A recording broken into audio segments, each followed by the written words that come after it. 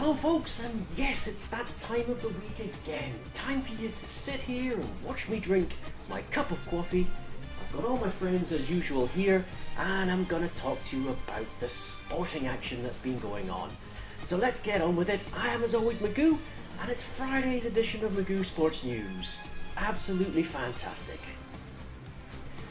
So what the hell's been going on in sport this week? Well folks, not a hell of a lot. So basically, I'm going to just recap what happened in day one of the golf first and foremost. Interesting first day.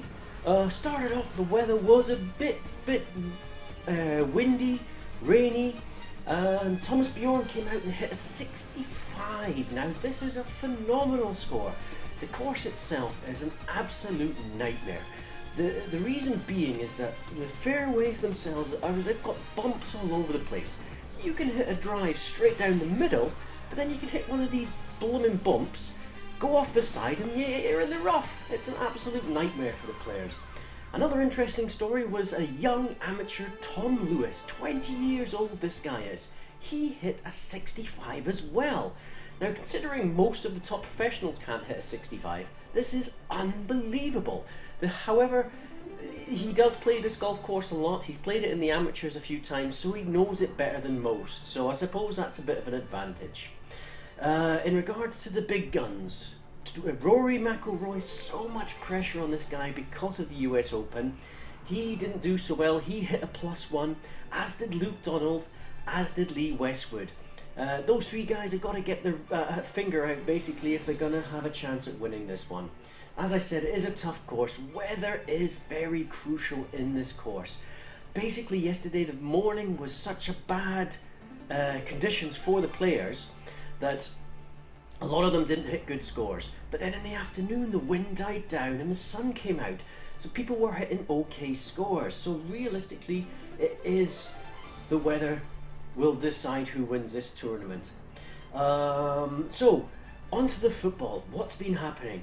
Copa America, last games of the group stages, and finally Argentina and Brazil both won. Argentina basically beat Costa Rica 3-0. Interesting couple of points about this game. Carlos Tevez didn't start, and he didn't even come on as a substitute. They won 3-0, Sergio Aguero started, and he scored the 2 goals early on to settle the nerves.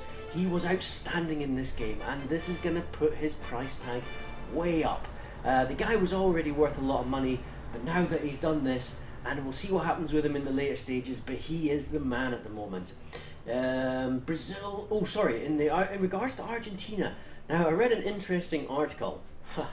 Yeah, I say article, like as if I'm an intellect or something. No, I read a thing on the BBC website, basically talking about Argentina. The coaches tried to replicate the system that Barcelona used to get the best out of Messi at international level. I don't know why he's doing this, because they're saying that it's not working at all. He should just go and play whatever system he thinks is best.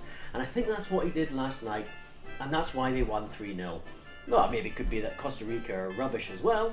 Who knows? Anyway, Brazil beat Ecuador 4-2 as well. Not overly convincing, to be honest, by Brazil. Still looking a bit ragged here and there. They basically went 2-1 up, and that was a half-time score, and it took into the second half before they managed to get ahead of them 3-1, 4-1, etc.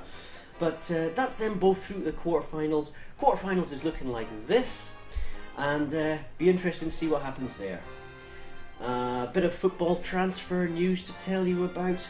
Oh, sorry, no, the Europa League qualifiers were on as well Thursday night, and Slask Wroclaw beat Dundee United 1-0. Not too bad a result for Dundee United. They can take the game back to Scotland and hopefully beat them 2 or 3-0. They have to watch out for Wroclaw scoring though away from home, because then effectively Dundee United would have to score a lot of goals. So it'll be interesting to see what happens there. Crusaders, the Irish team, played Fulham and they lost 3-1 at home. So looking like Fulham will go through in that one. Few transfer details, like I was saying. The Carlos Tevez saga continues. 35 million bid came in from Corinthians. Everyone was thinking, wow, that's going to be pretty much accepted. But no, Man City turned around and rejected the bid. Now, Carlos Tevez has obviously come out and said he wants to leave, so what are Man City doing? Maybe they're doing what I said and going, we are not taking any money for this guy, he's on a contract with us, so he has to play for us. Hopefully we'll see that happen. So anyway, Wolves signed Roger Johnson from Birmingham City, defender, good signing there. Modric has handed in a transfer request, but Redknapp's come out and said he's not going. Aston Villa have accepted a bid of £20 million for Stuart Downing. What a lot of money. Aston Villa have made a bid for Charles Nzogbia. I don't really agree with that. The guy is a bit of a prima donna. Every club he's at, he's always wanted to go to another club. And QPR finally has signed Jay Bothroyd and Kieran Dyer. Not a bad couple of signings. If Kieran Dyer stays fit, he is a good acquisition. And essentially that's what's been going on. So folks, before I start the preview, I got an email from a guy called Bum, and he basically said, what am I going to do this weekend as there's no sport on? No sport on? Are you kidding me? There's plenty of sport on, so let me tell you all about it. First and foremost, the Open Championship. Now, if you didn't know this, coverage on the BBC is from 9 o'clock in the morning till 8 o'clock at night. It's phenomenal coverage of this event. So get out and watch that. This is going to be great. Saturday is the day to watch out for because the weather is going to be awful. Basically, it's going to rain heavily and there's going to be high winds. So this is going to wreak havoc with the players. Anyone who's got themselves a bit of a lead might just lose that lead because of the weather. Copa America quarterfinals are on. Fantastic. What this means is that they're on at decent times as well. Now basically we had games at like 1:45 in the morning. Nobody could stay up for that. Not even I stayed up to watch those games. But this weekend, quarterfinals are on Saturday. Colombia play Peru 8 p.m. on UK time. Big one, Argentina, Uruguay. Uruguay are looking good. That's on at 11:15 at night. So watch out for that one as well. And on Sunday, 8 p.m. UK time, Brazil play Paraguay. They already played each other in the group stage and they drew 2-2, so it's going to be an interesting game, that one. And then to complete the quarterfinals on Sunday, 11:15, Chile play Venezuela. So we've got a lot of friendlies as well in the football on various channels on the TV, so have a hunt around. You might be able to find like Arsenal are playing away in Malaysia, Liverpool are also away over on that side of the things, Man United are in America, Tottenham are in South Africa. There are lots of friendlies on, so keep an eye out for them. In the Super League, and it's another big weekend of fixtures in the Super League, Leeds play Hull, 8 o'clock tonight, that being Friday. Big game. If Leeds lose and other results don't go their way, they're out of the top 8 and won't make the playoffs. St Helens play the Catalan Dragons, another big game on deciding what happens with the playoffs. And finally, the only other game worth mentioning, or that's really going to have a significant effect, is that the Crusaders play Castleford. Now, Castleford had a good result last week. The Crusaders are bottom of the league, so Castleford really need to be beating them and cementing their place in the playoffs. So, great weekend of sport coming up. I can't wait, and I'm gonna enjoy the shit out of it. Absolutely. So, into the viewer comments, folks, and there was one viewer comment from Bum, and he basically asked me, who do I think is going to win the Open? He thinks Luke Donald's going to win the Open. I honestly believe that this year's Open is so wide open that is impossible to predict. I honestly think if you look at last year's Open, nobody would have said Louis Oosthuizen because he got so lucky with the weather conditions. Basically last year, the Open started off with really good weather in the morning. Or was it? No, it's the other way around. Sorry. Similar to this year, really bad weather in the morning. Louis Oosthuizen came out in the afternoon, shot a great round, and then he came out in the morning when the weather conditions were still good and shot a great round. Then on Friday, the weather conditions went bad. Similar story to this year. I know Thomas Bjorn was out in the morning, but yesterday, basically Tom Lewis scored a good round because the weather conditions went really good.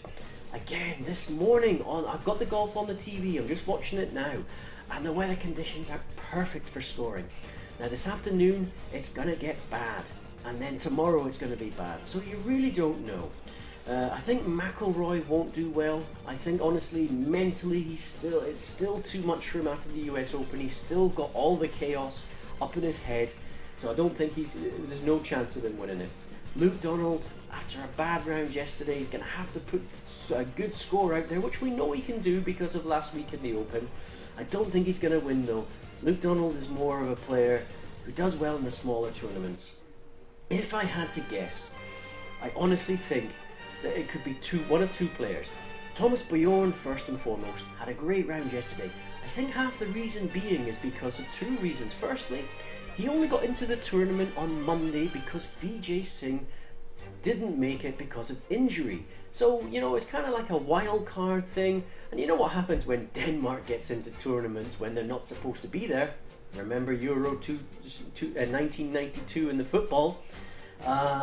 They won it, if you didn't know, and they weren't supposed to be there. The only reason they got in was because of the Balkan War.